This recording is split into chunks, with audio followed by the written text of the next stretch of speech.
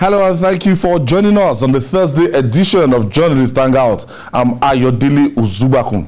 Today on the program, Governor Zulum insists on return of IDPs to their homes, says Borno faces famine over threat to farmers. Former CBN Governor Professor Charles Chukwuma Soludo emerges APGA governorship candidate in Anambra State as factions suspend him over alleged anti-party activities. And later on the show, Nollywood actor Babajesha appears in court, pleads not guilty to charges of sexually molesting a minor. I'll be hanging out with Olabisi Deji Folutile and Cyril Abako. So if you're ready, let the hangout start now.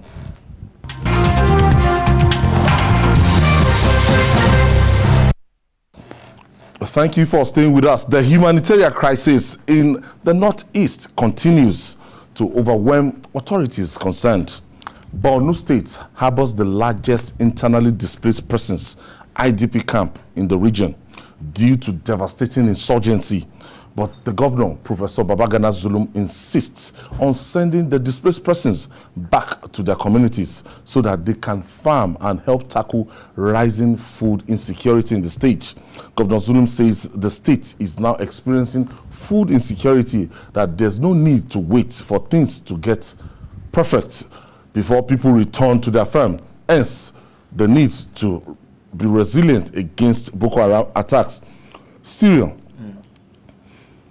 if you are in that situation now, Borno is known for agriculture, they are known for fishing, and right now what they are facing is rising risk of food insecurity because the Baga town, the fishing town, it has been occupied by this terrorists for a long time, so that will stop income activity and people that will go to the farms easily. Now, after 9 years, since 2009 till now, most of these people, they've left their villages, they've left their farmlands, and it's not safe to do business or to do any agriculture in that area. But the governor is concerned, saying that if we continue to sustain this IDP, that people will bring food that is no longer sustainable, because Borno is also services the whole country as a whole. I totally can understand with the governor's dilemma. The fact is that Governor Zulum has proved time and again that he's not a politician, at least not a regular politician. He understands the humanitarian crisis. He can feel the challenge of the people personally. You see that he has been very vocal, very out there for them, in terms of dealing with insecurity. Now, there are two pictures that come to mind. The first thing is that, in the Bible, I think there's a place in 2 Kings where some lepers saw that if they stayed where they were, they were going to die. Starve to death. And if they went to the camp of the Assyrians, they could still be killed. But whichever way, going to the camp of the enemy could afford them some respite. So they took the plunge. We know what happened. The rest of it is history. Because they came back with so much food that the whole of Israel, fed and ate. When only a day before, mothers were saying, kill your son for me today, tomorrow I kill my own for you. That's what Governor Zulum is saying. Exactly. And he said that, look, we need to prevent a total descent to a state of cannibalism. You can't rule it out. If a governor is crying out, usually it is the nature of government to try to make bad things look good for as long as they can hold it.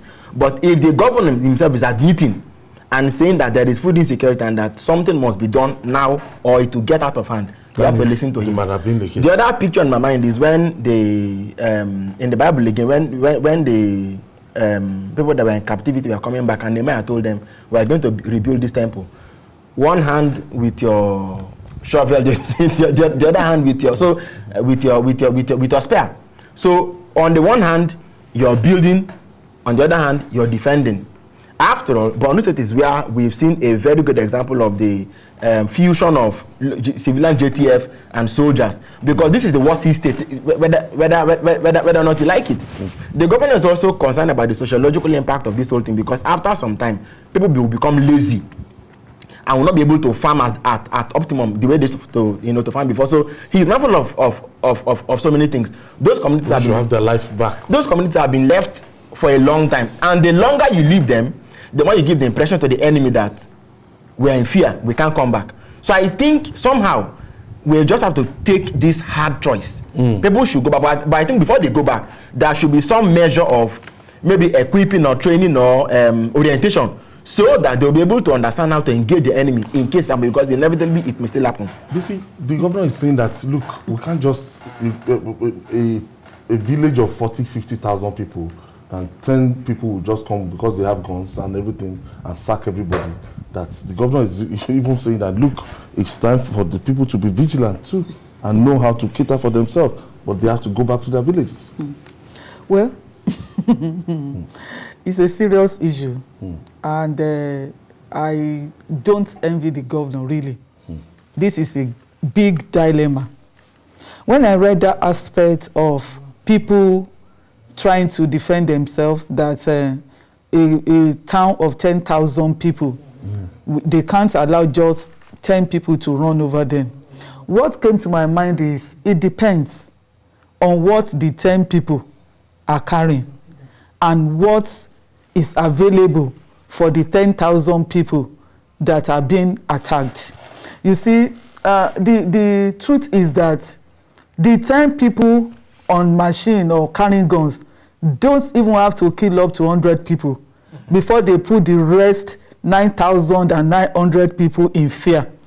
Fear kills more even than death itself. That is the truth. So I do not know how easy it is going to be for these people to actually, defend themselves. Armless people defending themselves against armed people, no matter how little the number of these armed people are. Having said that, I think what is happening is telling us that we should revisit the issue of community policing again. Now, if we have a community police in place, at least we know that they will be able to provide some kind of protection for these people, because we really need security. That is the truth. These people need to be secured. Look, over the last 8 years, about 23,000 people have been displaced in the northeast, and most of these people are from Borno, Yobe, and the rest. Now, the truth is that it is also not easy for people to be out of their houses for over 8 years, even running to 10 years. So definitely the governor cannot be blamed for saying that they should come back home. But the truth is that we need more than the governor telling them to come home. I think we need to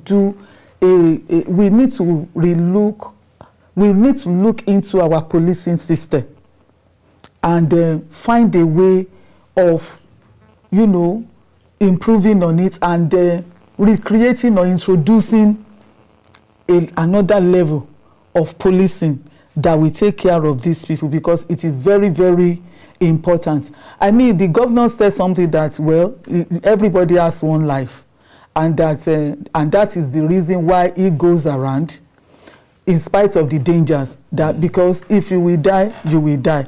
But unfortunately, not everybody can operate with that philosophy. Yes, yeah, exactly. So and that is why government is in place in any case to provide security to the populace. Cyril, in looking at the bigger picture around the north, this banditry and insecurity, Boko Haram insecurity caused by Boko Haram. Now we know that the way they provide food for the south, they bring food down south here and everything, and even the country is even at risk of this rising food insecurity because of the insecurity around the north. No, I mean, you can see that in the past few weeks, the crisis of food scarcity, now we call it insecurity, famine actually, that is looming. This is famine that is coming. It has been at the heart of discourse across several media. Now, the reality is that the more you could see in those pictures. Let me take my first caller. Brown is calling us from Delta State. Good evening. Yes, thank you for joining us, Brown. Good evening, Siri. A very good evening to you, sir. Good evening to the madam there. Good evening. And Babajesha is not around today. Yes, Jide is around. All right, now, the thing of concern to me is this. The number of people I'm seeing there, the number of men that were seen there, if they are armed, can they follow the military to go and fight these people? Is it that the bandits are so much that they can't be confronted? That's the issue, because I see the number of people there. There are so many men there. Now, if they are displaced by bandits, can they channel their energy to join the army if they are given weapons, probably trained for some period, to go and fight for their destiny? Their wives are there, their children are there. They can also go and be part of this defense mechanism that we have and see how they can restore their land. Because they can't just look at the trust of food that are there. They can't be supplied food like that every day. So they should be able to do something on their own. I think that's my contribution, sir. Thank you. Thank you. Yes, I was actually going to come to this point because the amount of years they've spent in those IDP camps should have sufficed for some measure of training, even if in self-defense.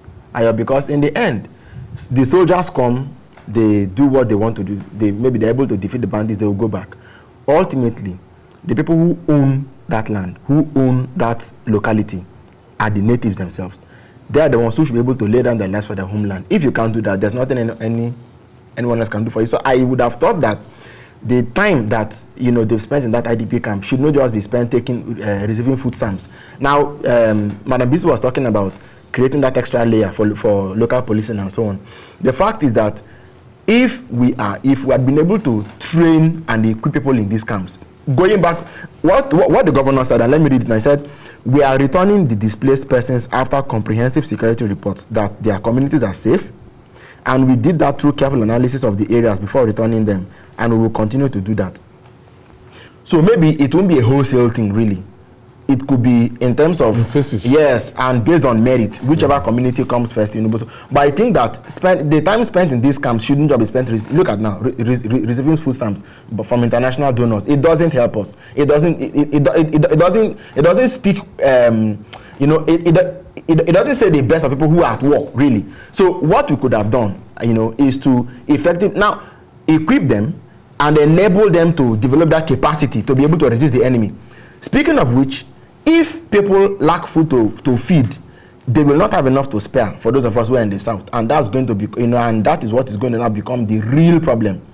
You don't want a case whereby we become a nation of contractors, people beginning to contract and import food into the country. The poor will die of hunger. So I think within the little time we have left, let us act with all the energy and all the vision that we can act, because if even the governor of the state is saying that they shouldn't come to a point where people will be eating their children, you don't know what he has seen.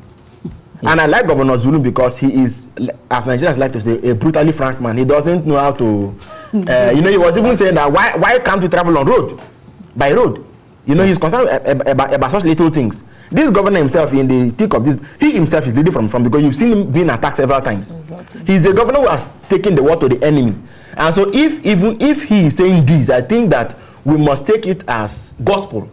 And what even the other anybody said that that are affected must take a cue from. He said it also that people who, I think, over 100,000 refugees from Damasak who fled the farming community in Borno State to Niger Republic have returned. How did they return? What was done, since after their return to help them to integrate? Yes, to integrate. So can we also learn a lesson from there and see how other communities can also take a cue from what's happening there? But to fold our arms and say that because of the enemy, we won't farm, we won't fish, we won't eat, we will die.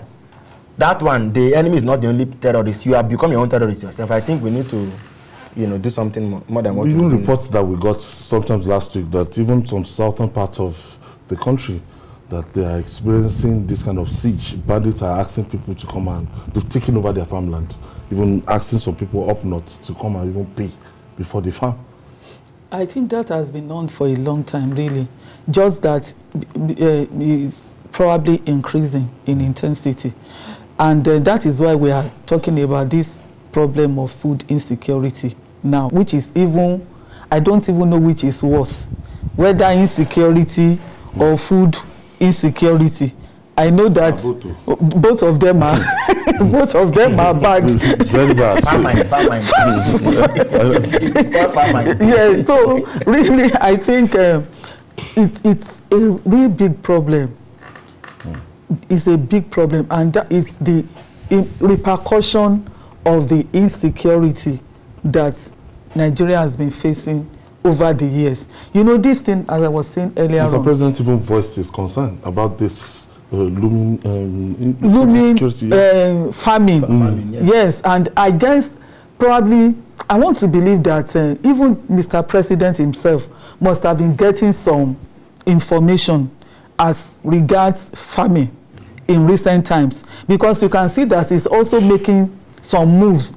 It's been coming out more and more than before, and he's been making some moves even concerning this insurgency and the reason why it has to end. And he even referred to food security himself before when he went to Borno, Maiduguri. So the truth of the matter is that Nigeria is in real big shit, and we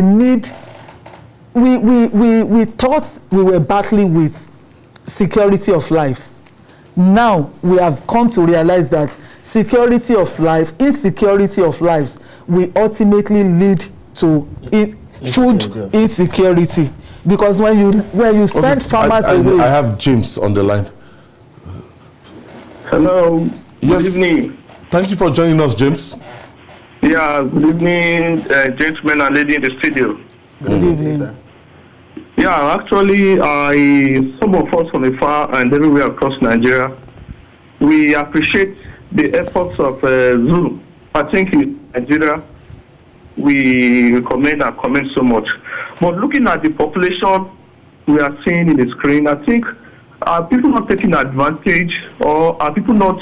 The population, I think, is very much in the IDP. I think they shouldn't look at the good gesture of the governor and then take advantage of backsliding from their farming activities for government to embark on general feeding. I think the governor is the right decision. The governor is talking about the right decision.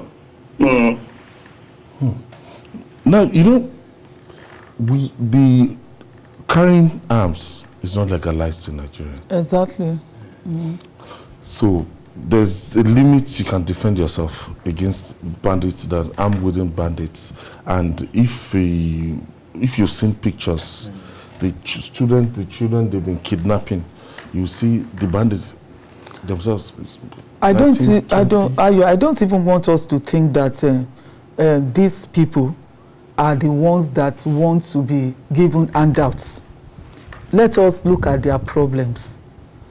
You know, you need to be there before you can understand.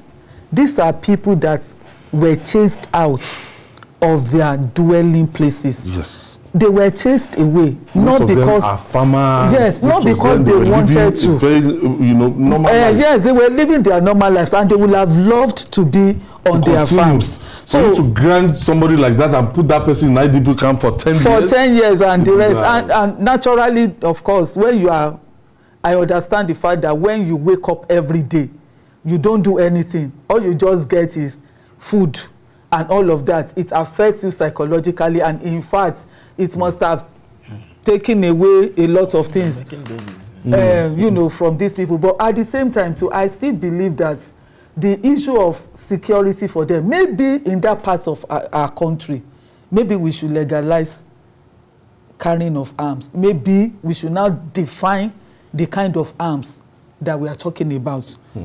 You get it? But definitely, you need to be well armed to confront your enemy.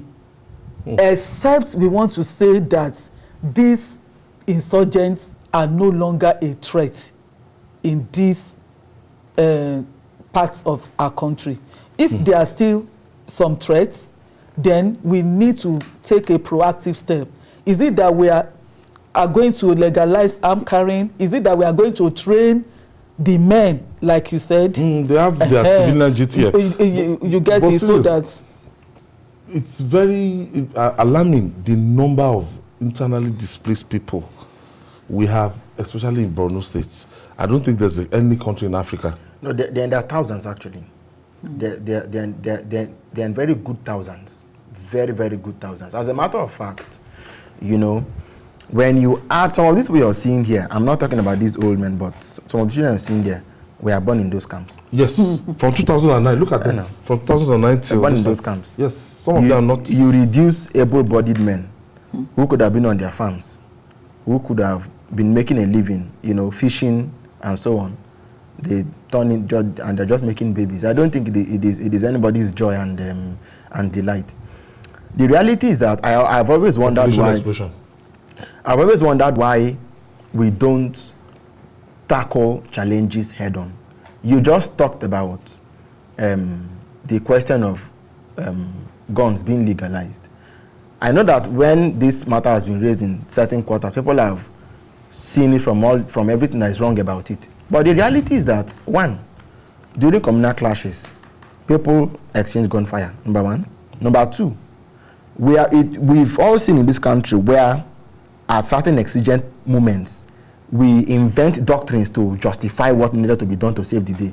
So I don't see any reason why, if to save this kind of situation, we would not be able to. We operate for hours. Nobody to confirm. And they have weapons that is it the weapons that they can are they now legal? They're not legal either. So if we can find a way around it truly, if the lawmakers representing these places wouldn't sponsor bills for that can guarantee safe self-defense, I think that there must be some sort of doctrine necessity that should be able to guarantee or enable people to take firearms against these enemies. It is after we have defeated the enemy that we can sit down to count, you know, as they say, we now start counting the corners and counting the bends. But for a while we have a matter on our hands. Look at Ayo. In June last year, Boko Haram, in one of his deadly attacks, killed 81 people in Gubio, a Borno farming community. What do you want to say about that? 81 farmers, 81 of them. That's not something. Many communities. That alone should have sufficiently aroused us to righteous anger. No, but because we've become seriously, what is the word? We have become so numb and so docile, and so it has become familiar. So it no longer matters. Otherwise, the collective anger of all Nigerians, regardless of tribe and religion, should have sufficiently put this whole menace to an end. But perhaps because, again, we have to look at those who are profiting from this whole thing. You know, several times when we were saying it and nobody was corroborating it, now even in government, you hear people say things like, this is an industry, people are benefiting from it and so on. How do we also tackle people who are happy that IDP camps are existing? Who derive joy? Business. Who go to bed and they dream sweet dreams because people are suffering. You know, so leadership has to rise. That is, somebody has to sit down to look at this whole chessboard from a holistic, from what do we call it now? As if like a drone shot, you know, from a God's eye point of view, and see from all ramifications and begin to see where do we start dealing with this thing from.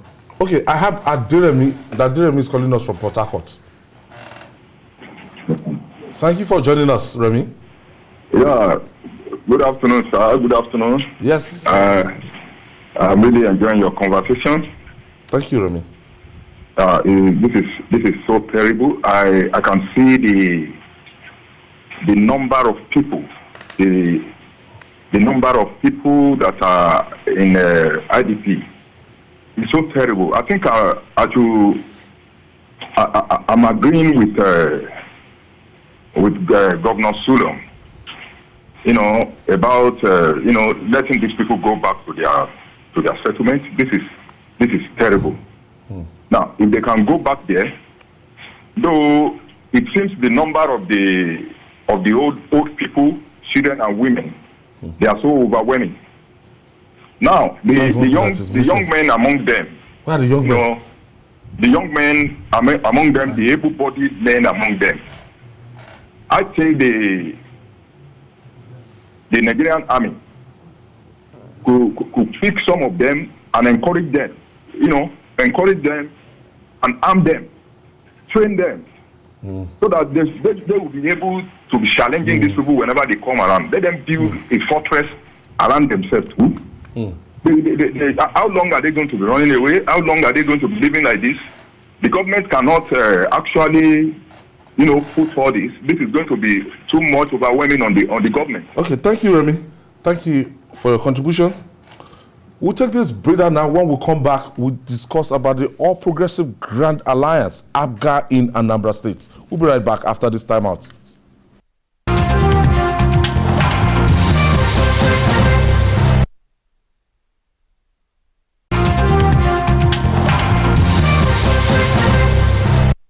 It's still Journalist Hangout. I have Cyril Abaku and Olabisi Deji Folutile in the house. And let me take you to Anambra State now, southeast Nigeria. In a case of bittersweet experience for the All Progressive Grand Alliance, APGA, in Anambra State, the state conducted primary election in Awka to choose its flag bearer for the November 6th governorship election in the state.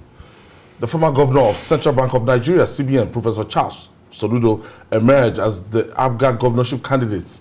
But as Professor Soludo emerged, winner of the primary, the Jude Okeke-led National Working Committee suspended the former CBN helmsman over alleged anti-party activities. The decision has been ratified by the National Executive Committee of the party. This is looking so messy. Now, the stage is set. Soludo wanted to run 4 years ago. He had to back down to work with Governor Obiano. I gathered from my correspondent in Awka, Bamdele, Governor Obiano was seated yesterday. Victor Ume, all the owners of the party. Now, don't forget that Anambra State is the only state left for APGA. And some people see it as a legacy of late Ikemba of Ilewi. So, it's like a movement. It's our own. What's that? No. There's this cock. APGA. Okay. So that's the language they understand there. So if you win it's seen that if you're almost there, if you win the governorship primaries of APGA. You're one step in. You're one step in. What do they call it now?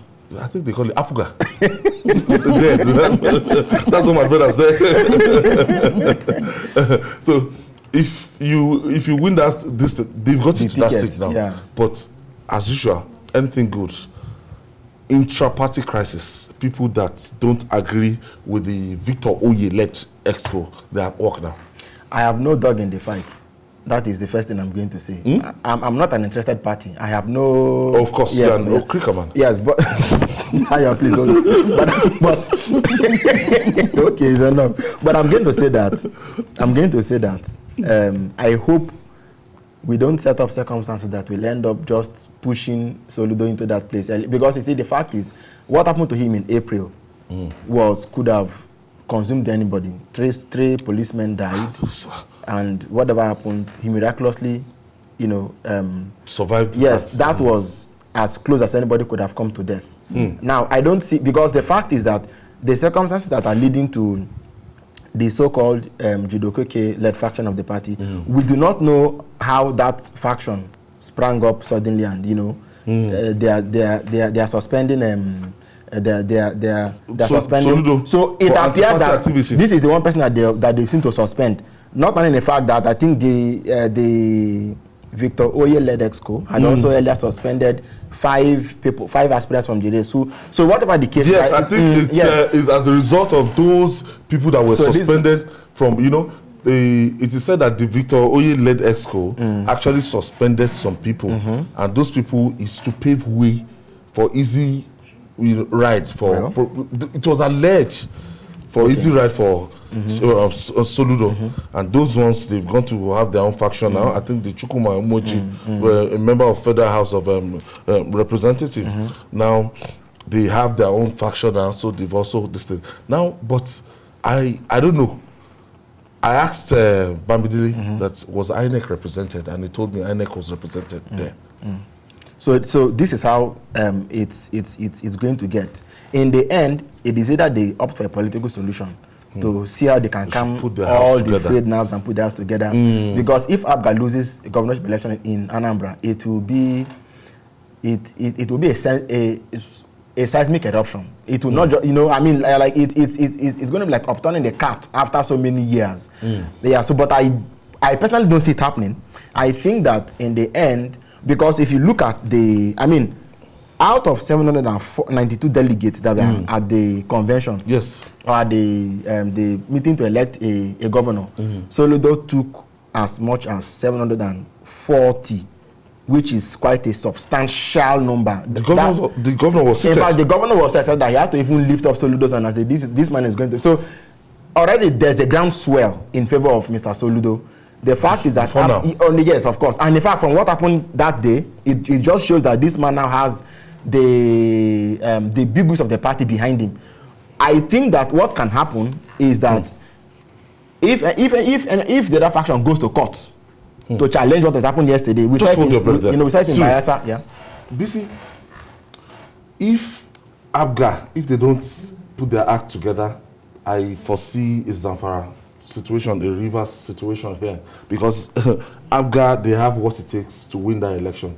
And that close party to them is the People's Democratic Party. Now, they too, the People's Democratic Party, they are divided in Anambra State. But the closest to it now, if you have an incumbent governor supporting the former CBN governor, they are very, very, very close to it. But if care is not taken, they might not get it.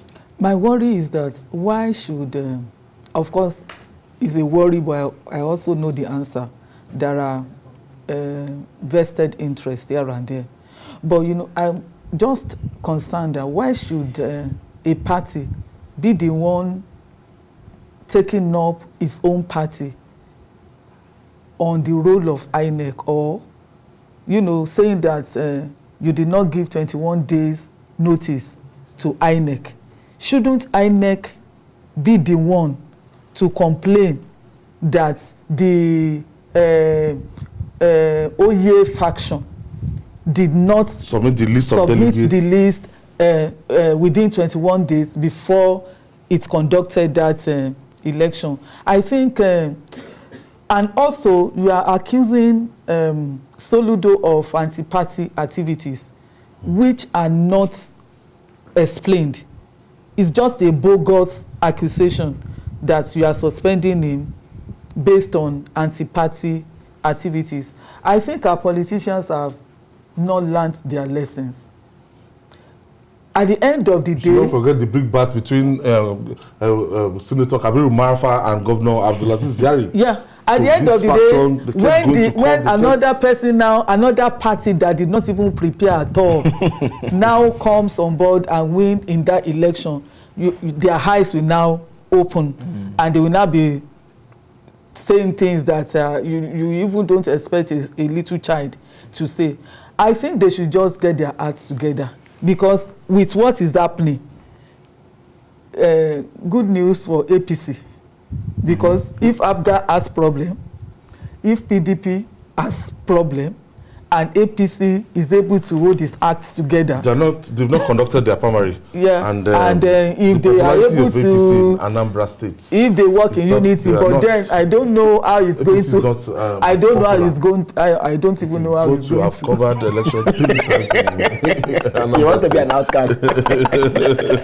But really interesting. Actually, the truth is, I think Soludo. See the result of the last election. I think the personality of Soludo is a good one, without campaigning for him or anything. I think his personality is okay, I have one. Rashid calling us from Port Harcourt.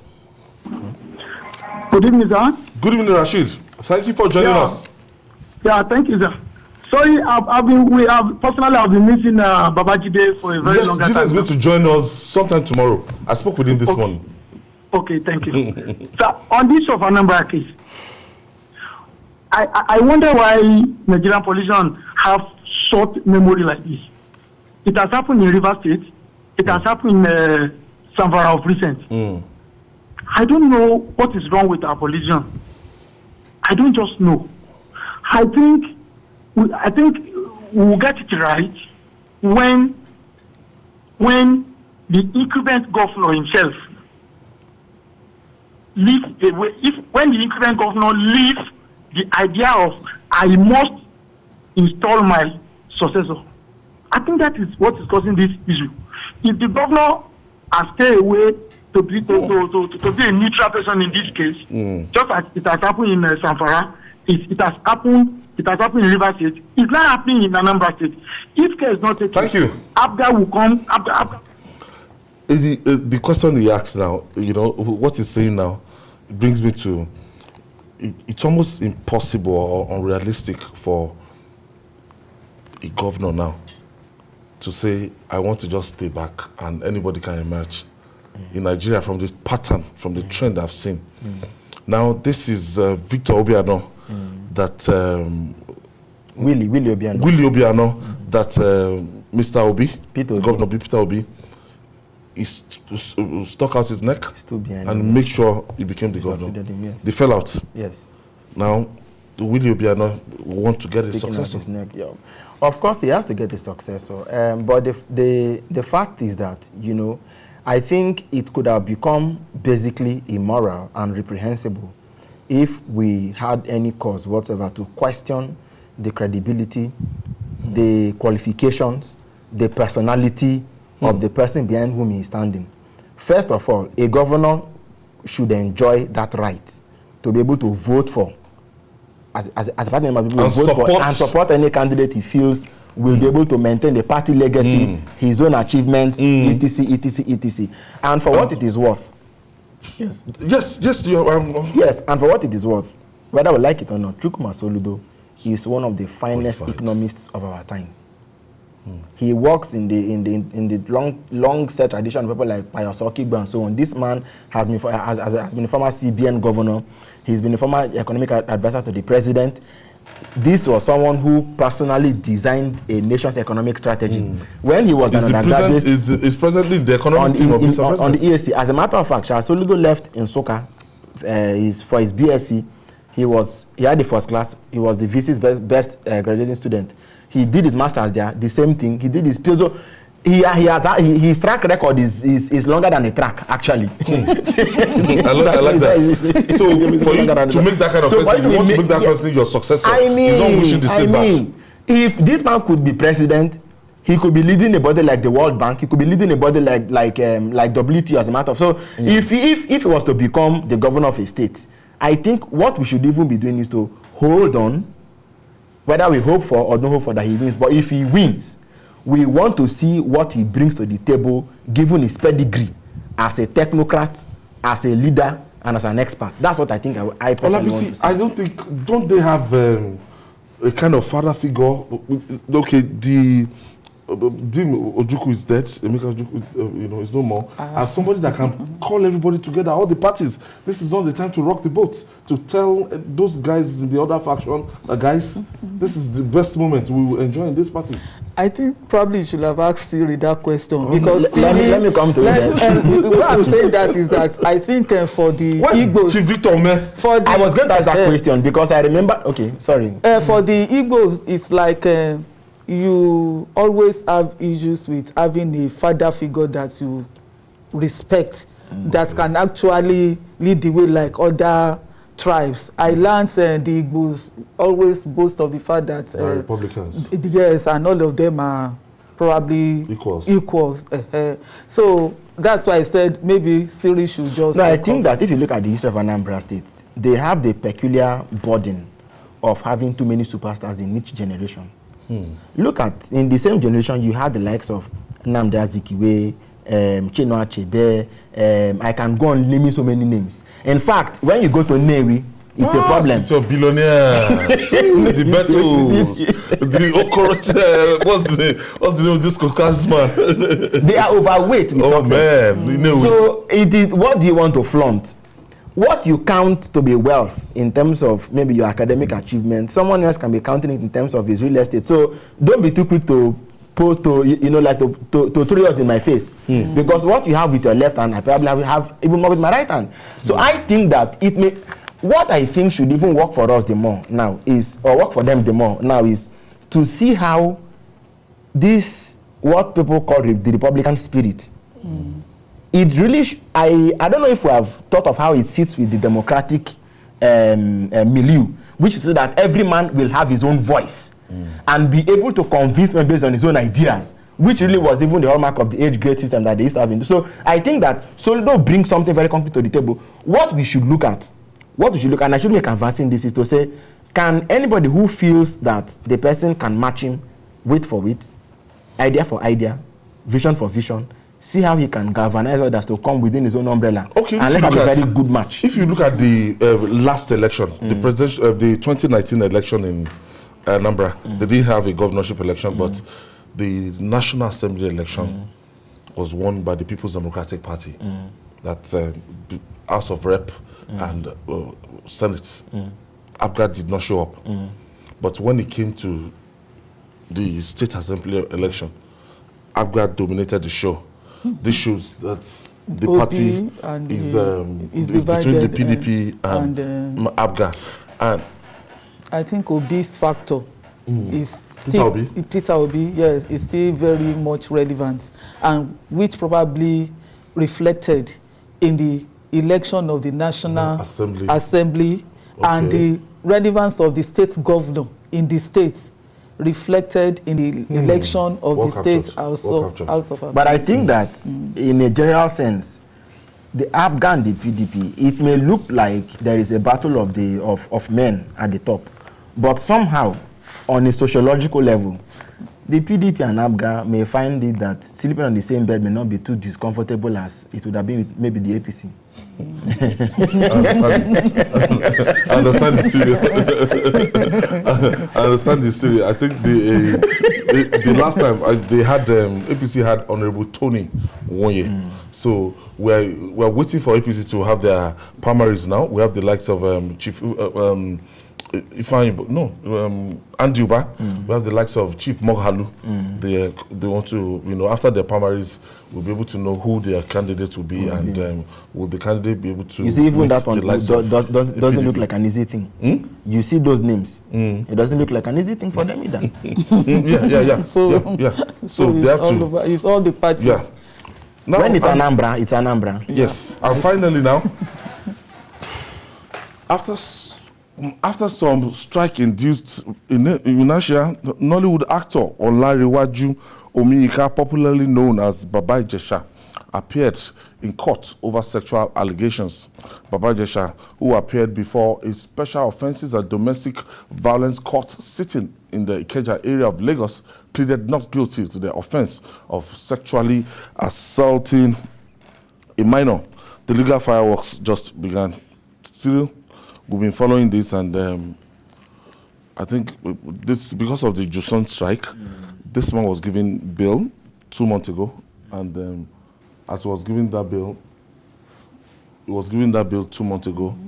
Let's take some reactions from that court today.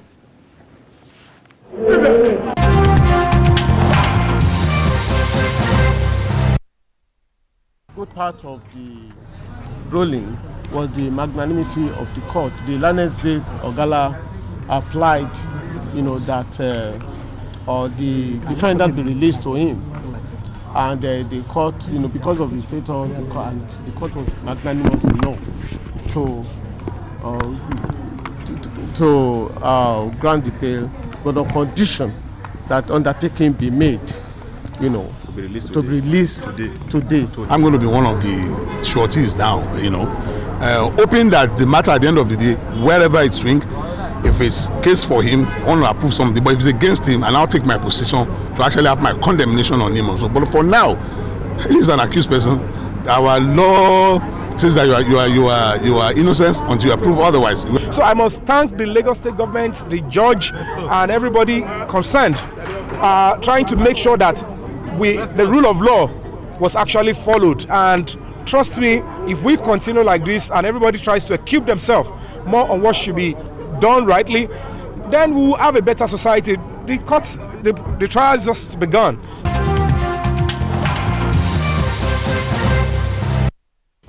Okay, BC, let me start from you. This case has been judged in the court of public opinion. We don't want to go to the substance of and I don't think it's a balanced judgment, and I don't think we've been fair to any of the party.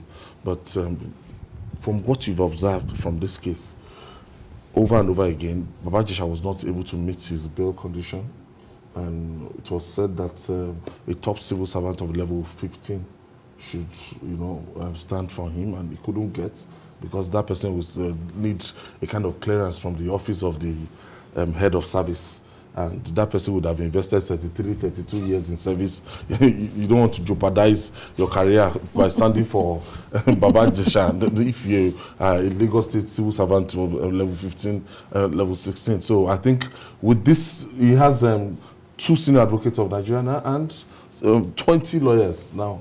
So I think the thing is gathering momentum. And yeah, in as much as this is a case that is already in court, and there is a limit to what we can actually say about it. Well, I think one thing that has come out for me in this particular case is that the issue of sexual assault is a serious issue.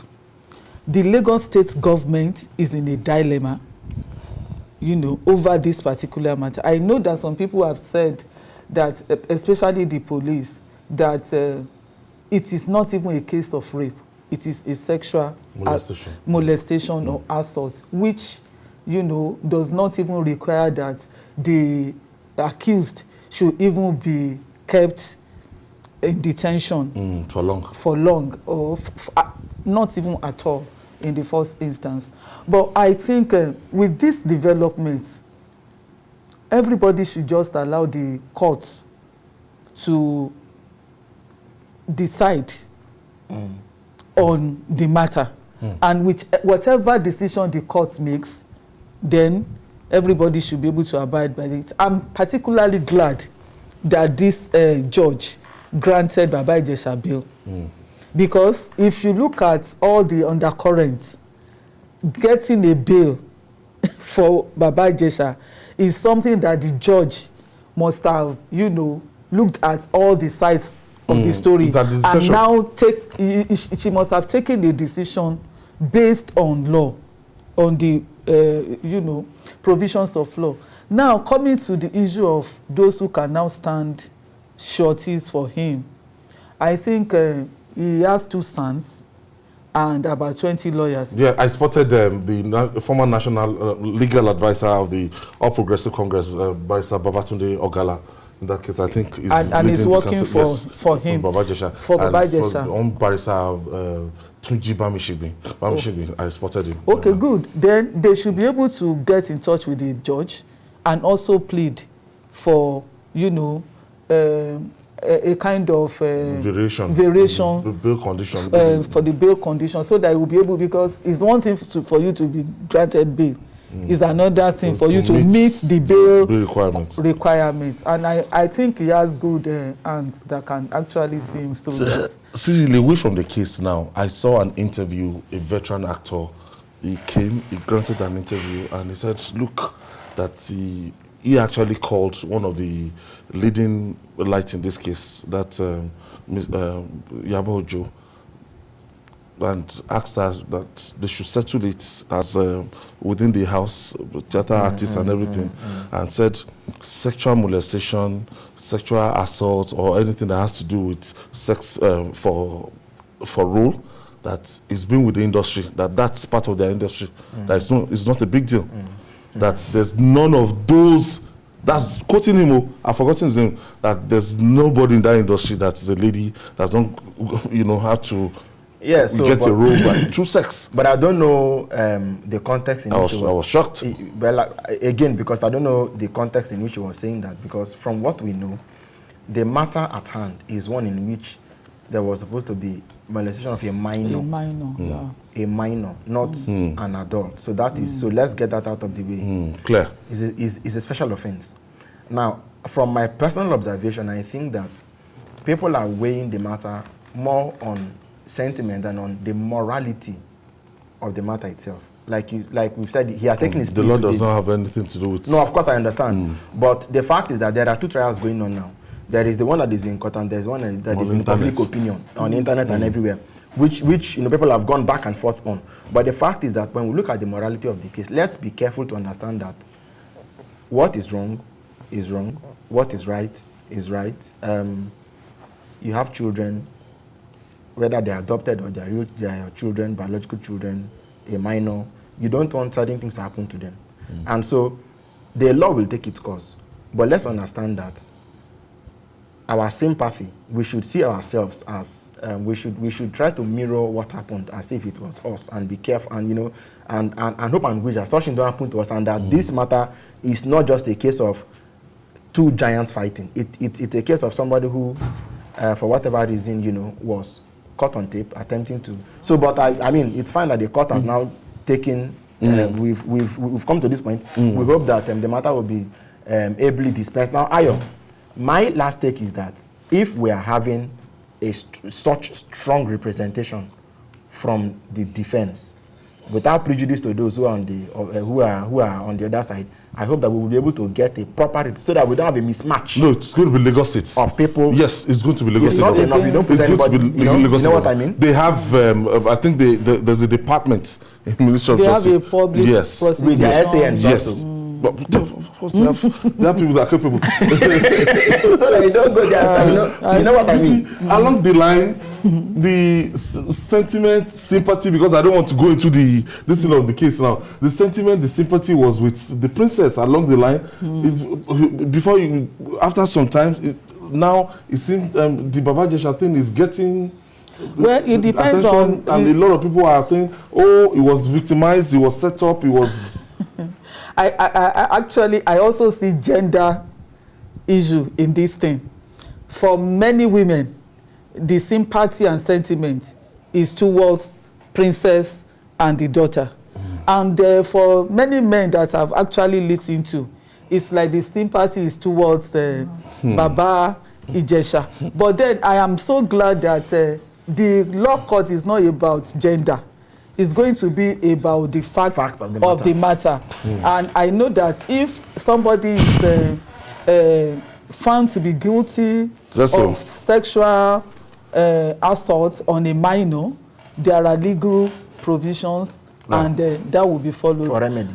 Yes, and if he's not found guilty, then you should go back home and just relax. Okay. But for me, let the law take its course. Yeah. I want to thank you, Cyril Abaku, for your contribution. Thank you for your contribution. And Olabisi Deji Forutile, thank you for your contribution as always. And I tell our viewers, don't worry, son, you'll see Baba Jide Otitojo, and Jide will tell us what the Omar Tata of Okunland is up to. So by Sunday, it will unfold. And that's our take on Journalist Hangout today. Join us tomorrow for another episode of the program. Don't forget to join us on Sunday. That's Sunday from 1:30 p.m. to 3:30 p.m. We're on YouTube, youtube.com/TVC News Nigeria. I'm Ayodele Uzubakun. Bye for now, and God bless Nigeria.